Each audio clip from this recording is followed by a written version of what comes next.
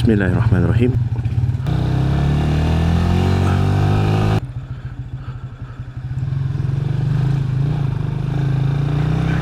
Dan cukup tak gama betul lah kalau kereta duk parking kiri kanan jalan macam ni. Nyusahan orang bila nak keluar simpang tu, bahaya. Kita tak nampak kereta yang nak datang tu. Ui. Tinggi waktu spoiler kau bang. Mana pula ekspedisi kau nak pergi tu? Marik bulan planet Namek. Semoga cita-cita kau tercapai lah bang. Saya doa yang baik-baik ya. Don't worry, we look, we don't judge.